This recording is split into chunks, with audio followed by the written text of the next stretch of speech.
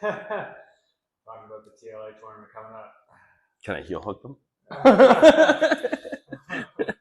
Yeah, tons of practice heel hooking. Yeah, that's what I mean. Am I allowed to heel hook in this tournament?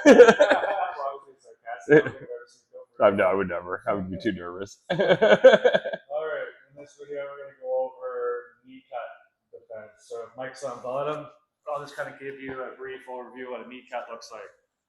So we're talking about the knee cut pass. So the knee cut pass, I'm standing in front of my partner.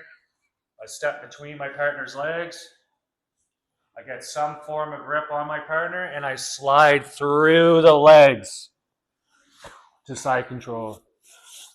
So we're going to go over several different grips they can use to accomplish this, but in a very, very undetailed version.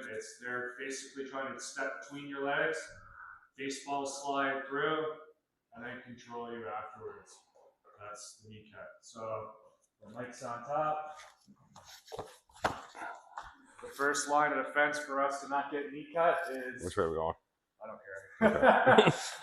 Is don't let them step between our legs. So as we're here, if I keep pummeling my feet and forcing aside, Mike can't step between my legs, right? So if we're here and Mike tries to step between my legs here, even if he makes it inside, yeah, all the way inside. Come in, yeah. Right? If I have the inside foot position or the top foot position on his arms, I'm going to be able to use my feet just to push him back away where he's not in between my legs. Or if I'm winning the top foot position and he steps inside, I get to decide basically where my feet go. I can start placing my feet in like De La Riva or any other kind of guard where now his inside foot position won't be able to knee cut because I'll be attached to him, right? So our first line of defense is pummeling to the top foot position, right? If Mike manages to step between our legs now, this is where the threat of the knee cut is. So from here, our first line of defense, once he's in between our legs, is to try and basically free our inside leg. So when he steps in, he's going to put my foot under his butt. If he doesn't put his foot under my butt and he tries to slide through and my foot's on his hip, he's not going to be able to because I can push him away, right? So he's going to stuff, yes, exactly. So he's going to stuff the foot under his butt. So now when he slides through, my foot's not blocking his hip from going to the floor. So this will be our next line that we're going to defend against, all right? So when he stuffs our foot under his butt, immediately I'm going to bring my head under. I'm going to hook his leg in a reverse De La Riva guard here, all right? So now if Mike drops his foot to the floor, or his knee to the floor, he can't. He's loading himself on me instead. Let's just change the angle. So we're here. He stuffs my foot, and immediately I hug my own leg, and I hook my foot over his thigh here behind his hamstring. So now when Mike drops his foot or his leg down, his weight goes on me instead of on the floor. Just go back. So like we talked about before when we're doing guard retention, Mike needs to be inside my knee and elbow space. So if I hug my own leg and he's on my thigh, he's not in my knee to elbow space.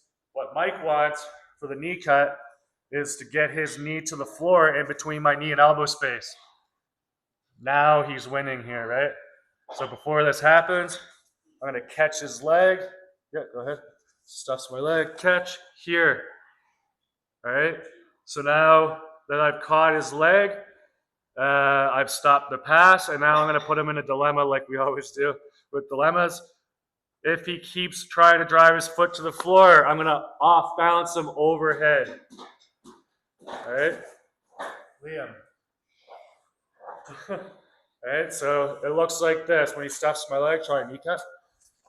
Boom.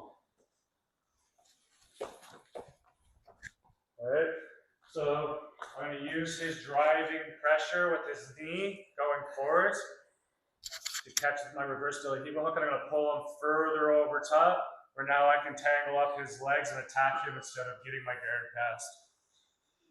So we're here. He stops my leg. He tries to go for the knee cut. I catch, and I load him onto me. And now from here, I'm just gonna do like a back roll and throw everything up over top. So you're not putting your weight on me. Go back. Literally try and like knee slide through. Boom. Here. And then I can start attacking. The other way I can do this is when I'm here and he goes through here, I'll catch the wrist and I'll get a far arm drag, right? And now from here I can use this grip to pull Mike over top. So you already posted your leg. Don't post your leg. Here, and now I can do a back roll. And sweep Mike over You okay? top. Oh, I thought I landed on you. No. Okay. You hit my ear a little bit, which is so tight. So, moral of the story is we're pulling him over us. Those are two different ways we can do it, right? What Mike's going to do to stop that Is it post my leg? is he's either going to post a leg or he's going to sit back. If Mike sits back and heavy, now I'll go back to framing, pushing Mike away, and he never got to knee cut through my guard. That's if he sits back. If he goes for the knee cut and I catch, and when I go to like roll him forward, he steps. Now I can start going underneath of Mike and tangling him up. So I didn't directly sweep him, but I just got underneath him instead. All right. So the dilemma here is forward and backward, basically. Here, forwards. Maybe he backs off again. Now back to guard, right?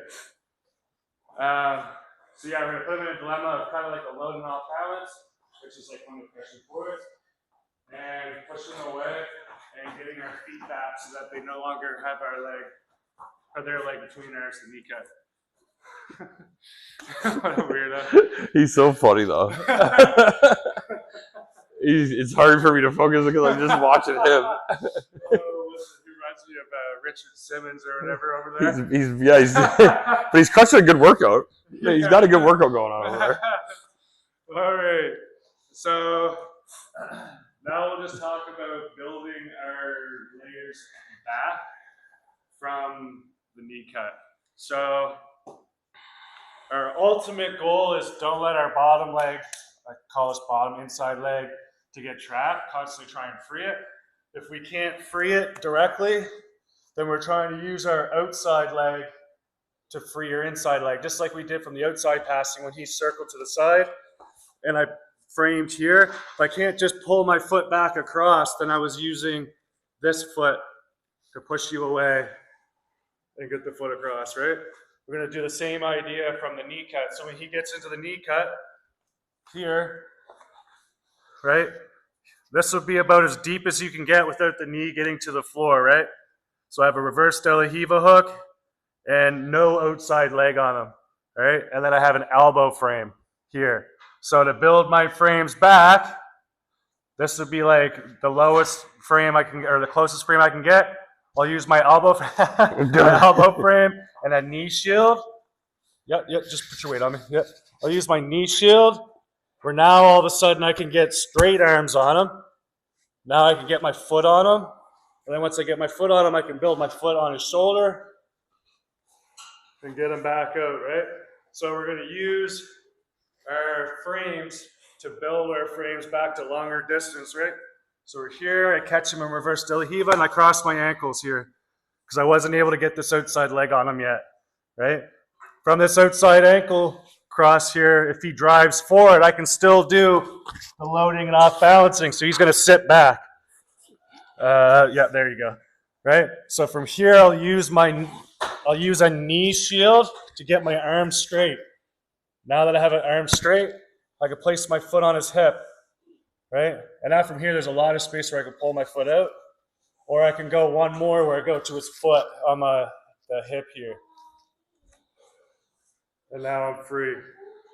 So that's kind of like the layers of retention or the layers of guard from that kneecap position. But this is still like semi-early, not super early, but semi-early.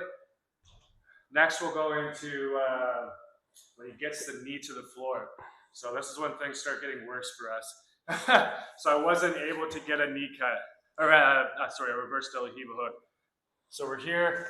He beat me from pummeling. He beat me from removing my leg. He beat me from being able to off balance, and he gets his knee to the floor here. All right. So already preemptively, I did this. This is going to be your first line of defense. Is don't let this guy grab your head or control your arms, because if he does that, my life is going to. If he controls my upper body while knee cutting, I'm going to have a hell of a time trying to get out of here. All right. So I'm cross framing on his far shoulder here with my upper arm. So doing this, my hand blocks his far shoulder and my elbow blocks his near shoulder. All right. If I don't block both shoulders, he's going to be able to turn one way or the other and pass us. If he turns one way, it's a knee cut. The other way, it could be like half guard or like a long step. So I don't let him control my upper body here. Let's back up some actually, because we might be too close. I'm not sure. Here. So I don't let him control my upper body. If he gets like an elbow grip, no elbow grip, like grab, yeah, and then lock your, yeah, here, this is gonna suck for me, right? If he gets a crossface and an underhook, this is gonna suck for me, right? So I don't allow him to get any of my upper body control here, right? I keep him away, and now I insert a knee shield. So right now, Mike's knee is on the floor. Put as much weight on that as you can. I'm going to use my knee to push Mike's weight off of that knee. Yeah, don't fall over though. And now I can retract my bottom leg. And now he drops the knee all the way to the floor. Immediately I put that knee shield in. And I cross shoulder post here. If he has my arm like this, I'm just going to wrist fight. And now I'm on the inside, so now I can protect my arm. He's not able to pull it. And now I'm going to use that knee shield to push my head away. Remove my bottom leg, and then immediately start tying up Mike so that he can't go for the knee cut, or at the very least get his leg out from between my legs. All right. If Mike is able to control my elbow here, right? Yeah, here I'm going to use a thumb post inside of his far arm. Here, and now I'm going to pull my head away, right? If he still hasn't circled past my guard, right, then I can start pushing away with the knee shield. But if in this time, as I'm pulling this, he manages to remove my knee shield, so go to the inside. Yeah, here, as I'm doing this, now if he knee cuts through my guard, I'm going to keep his arm away and turn to my knees here, right? And now from here, I can reinsert my knee and start getting my guard back, right? So I need to keep him from being able to control my upper body in the process, right? So if we're here and he drops his knee to the floor and I don't control that that arm, and he's controlling my upper body, now when he slides through my guard, I have no way of stopping him from finishing the pass. So when he drops that knee to the floor, if I can't use my knee shield because he removes it, like I need to use this thumb post. Even if he doesn't control this arm, if he beats my knee and I can't get it inside, I'm going to use this thumb post here, right? So now even if he passes across here, right, he's not able to finish the pass because he can't control my upper body, because he won't be able to connect his hands together. Ideally, I'm getting up to my knees. So here, and I'm here, and I try and get up to my knees if I can. I'll get up to here, and then now from here, I can either insert my knee or I can turn and spin back to face. All right. If I can't get up, here, he slides the knee to the ground, and I can't get up. He slides past, and I can't get up. Yeah, don't hug my hips, just from here. I try and get up, and Mike circles so that I can't get up, Because like if you stay down here, I'm gonna be able to get up because you're on my hips. So come up this way. So if you start circling that way, this is where we went over the inversion stuff, right? So if Mike passes my guard and just stays by my hips and hugs me like he was before, I'm going to be able to sit up because there's no weight on my upper body. So what Mike's going to do is he's going to circle towards my head so I can't sit up. That's when I force the north-south. So we're here. He cuts through. I'm blocking here. If he stays here, I'm going to be able to get up. So he circles north-south. I keep this frame and it becomes an inside armpit frame. I get my other inside armpit, and now we're in that position we did before with the north-south. From the outside, the legs passing. All right. So as long as we don't allow him to control our upper body in this whole process, we'll be able to do that. Whether it's sitting up or inverted. What a weirdo.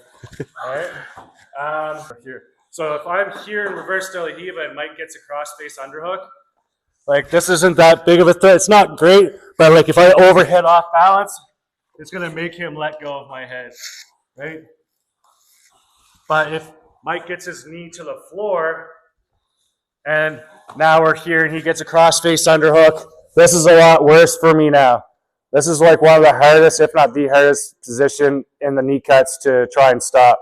So the advantage of Mike getting an underhook and a crossface is I no longer can like keep him away and he's able to control my upper body. However, he's not able to control my inside arm.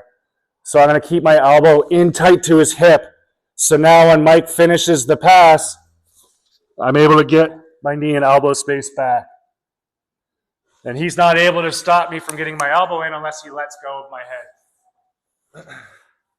So here, and here. He gets, crossface underhook. I get my elbow in. Now if he passes, I get my knee and elbow together. And now I just start building my frames back. All right? If I feel like Mike is just driving too far forward, so we're here and here, and he has a crossface underhook, and I feel like he's just too far forward, and I feel like when I do this, I'm not able to keep him away to get my knee and elbow space together. I'm going to hug underneath the hip and spin out between the bodies here with the spin out, right? So if I feel like they're like driving really heavy with the crossface, that means his hips are going to be lighter, which means I'm going to be able to spin out the back door with that arm easier. So let's just do that one more time. This time actually like put some pressure on me. Here. Go, boom. And then I'm out. That was good. All right. If they like put their pressure more towards the hips, then maybe we go back to our like side guard or knee to elbow. Now let's go over the combination passes they can do. So we're in the knee cut position, and I feel like Mike's doing too good of a job defending the knee cut. One thing they might do is they'll turn the hips and they'll try and go all the way to like 3/4 mount, right? So if I drop my knee to the floor here, I can go all the way to 3/4 mount, all right?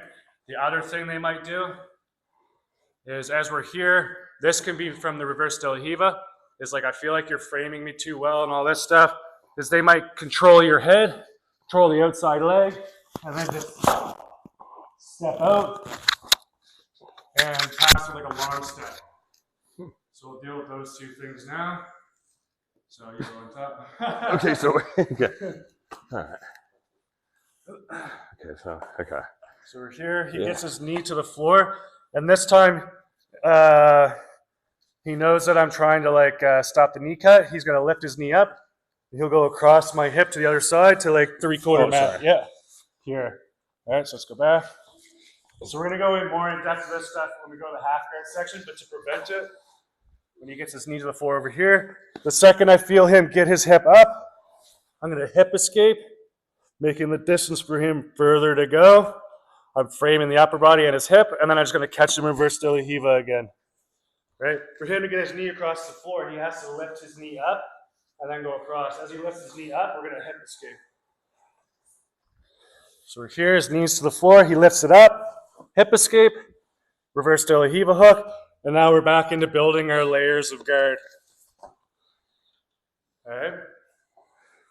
The long step, we're here. We prevent the long step by not allowing him to control our head.